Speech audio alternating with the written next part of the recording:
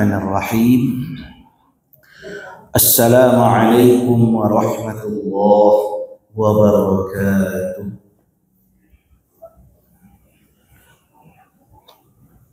Alhamdulillahilladzi arsala rasulahu bil huda wa dinil haqq liyudhhirahu 'alad dini kullihi wa kafaa billahi shahida.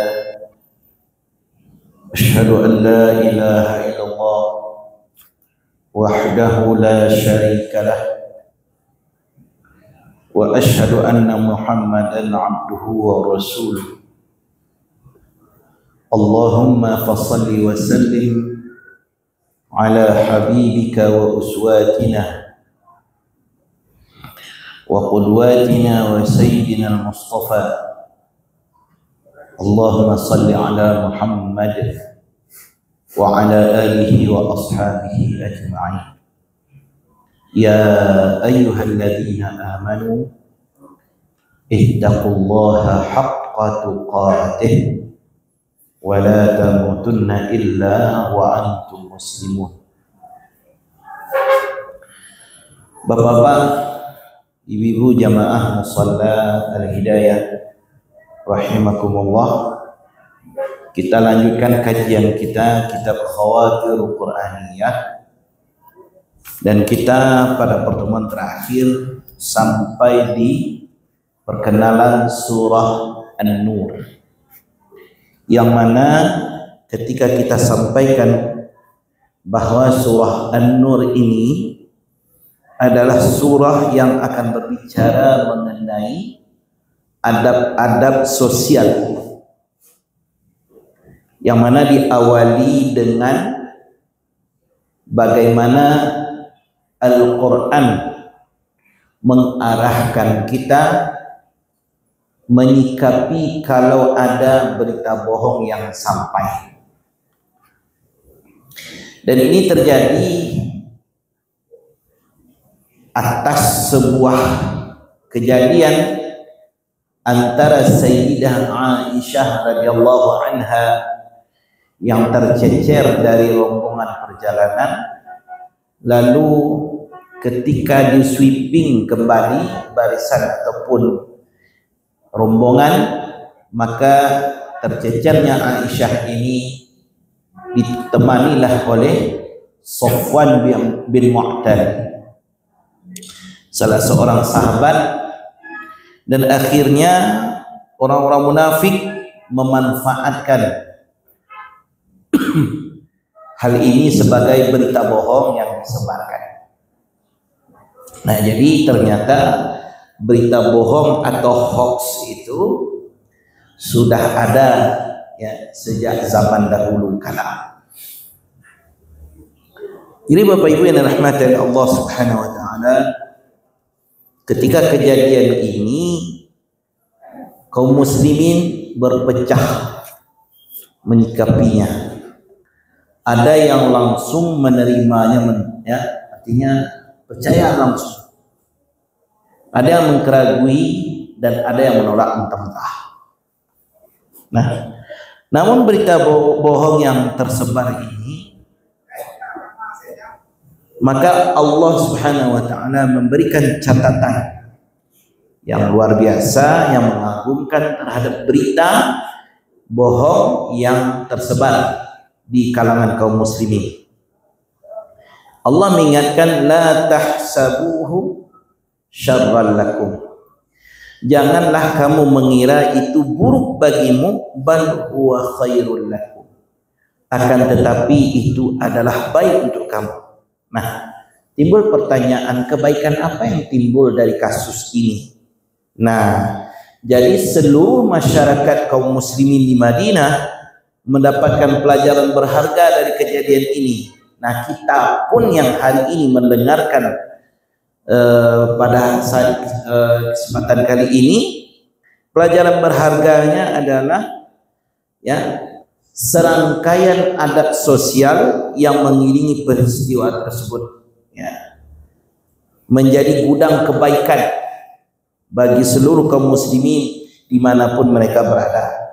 Nah, jadi sejak sejarah ini terjadi sampai hari kiamat, ini menjadi suatu hal yang membaikkan kepada kita kaum muslimin. Nah, jadi adab sosial yang muncul dengan berita bohong ini adalah adab husnuzan, berprasangka baik. Kita lihat di ayat 12 Bapak Ibu. Dalam surat An-Nur ini, A'udzu billahi minasyaitonir rajim. Laula id sami'tumuhu dhanna al-mu'minuna wal mu'minatu bi anfusihim khaira wa qalu hadza ifkum mubin. Mengapa di waktu kamu mendengar berita bohong itu orang-orang mukminin dan orang mukminat tidak berprasangka baik terhadap diri mereka sendiri, dan mereka, kenapa tidak mereka mengatakan ini adalah suatu berita bohong yang nyata. Nah, ayat ini amat indah mengajarkan kepada kita tentang cara mensikapi penyebaran fitnah dan pembicaraan mengenai kehormatan orang lain. Ayat ini Bapak Ibu diturunkan, ada asbabun nuzulnya, yaitu ketika Abu Ayyub Al-Ansari dia bertanya kepada istrinya. Salah seorang sahabat, Abu Ayyub Al-Ansari, dia tanya sama istrinya. Apa pertanyaannya? Kalau Adinda jadi Aisyah, lain mungkin Adinda melakukan hal seperti yang ramai dibicarakan orang saat ini. Maka jawaban istrinya ini, tidak akan. Lalu Abu Ayyub Al-Ansari berkata, Aisyah lebih baik daripada Adinda. Artinya Abu Ayyub Al-Ansari tidak percaya terhadap berita yang tersebar. Lalu istrinya kembali bertanya kepada Abu Ayyub Al-Ansari, nah, andai Kanda yang jadi Safwan bin Mu'tal, tokoh yang sudah dibicarakan saat ini, adakah mungkin Kanda melakukan yang seperti dibicarakan orang ramai saat ini? Maka jawaban Abu Ayyub, tidak mungkin. Maka istrinya pun berkata, Safwan lebih baik daripada Kanda. Nah, ayat ini adalah sebagai pujian terhadap sikap keluarga Ayyub Al-Ansari menyikapi berita bohong yang tersebar. Mereka semua menjadi teladan bagi semua kaum muslimin. Dan di kehalusan bahasa ayat ini adalah ungkapan dhannal mu'minuna wal mu'minat bi anfusihim khaira. Orang beriman laki-laki dan orang beriman perempuan itu mereka selalu mengalamatkan prasangka baik. Makanya Bapak Ibu, kalau hari ini apalagi penyebaran fitnah itu tidak hanya dengan bisik-bisik, tapi penyebaran fitnah itu begitu banyak media di saat ini, melalui media sosial, melalui obrolan, melalui telepon, semua banyak. Akan tetapi yang menjadi sikap yang harus dikemukakan oleh seorang mukmin adalah bagaimana dia bersikap atau berprasangka baik terhadap saudaranya kaum muslimin yang lain. Kalau ada berita miring yang sampai,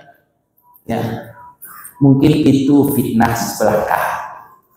Mungkin berita itu tidak benar. Tidak mungkin kita percaya langsung. Artinya kita memberikan prasangka yang baik. Nah, sebagaimana yang dipraktekkan atau dicontohkan oleh Abu Ayyub Al-Ansari dan keluarganya.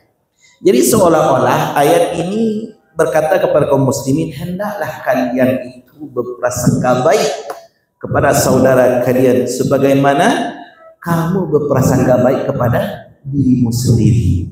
Nah, itu jadi sebab kita ini adalah orang-orang mukmin dan orang-orang mukmin yang lainnya juga adalah saudara kita.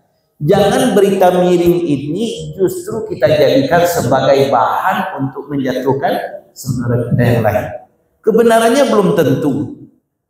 Kalaupun ada berita yang miring ini memang nyata, nah adab sosial yang dikemukakan adalah bagaimana kita mau menutup aib orang lain. Kalau nyata, karena bapak-bapak, ibu-ibu yang dirahmati Allah, ketahuilah hal ini harus kita ingat. Ketika kita mengingat ada satu aib orang lain, mengetahui aib orang lain, maka jangan pernah kita untuk menyebarluaskannya. Karena apa? Setiap diri kita juga mempunyai aib tersendiri. Mungkin ada orang mengatakan begini, Ustaz, kalau soal aib kami tidak punya aib. Boleh pribadi kita yang tidak punya aib, tapi ingat boleh jadi ada aib di istri kita, atau ada aib di orang tua kita, atau ada aib di saudara kita, atau ada aib di anak cucu kita. Makanya tidak ada satupun manusia yang terlepas daripada aib. Akhlak seorang mukmin terhadap berita-berita yang tersebar, kalaupun dia bersifat aib, maka tugas kita adalah untuk tidak ikut serta menyebarkannya. Jadi ayat yang kita bahas pada pertemuan yang singkat ini memberi isyarat kepada kita bahwa melecehkan kehormatan manusia pada hakikatnya adalah melecehkan kehormatan kita sendiri. Inilah hikmah yang bisa kita ambil dalam pembicaraan kita yang singkat ini. Mudah-mudahan ini menjadi adab, ya, menjadi ya ingatan bagi kita, karena apalagi kita hidup dengan di akhir zaman yang begitu banyak ujian, maka sikap kita terhadap apa yang tersebar itu kita kemukakan adab kita sebagai orang beriman, adab orang yang telah diberi peringatan oleh Al-Quran, yang notabene-nya diingatkan oleh Allah Subhanahu wa taala. Demikian. Assalamualaikum warahmatullahi wabarakatuh. Subhanakallah.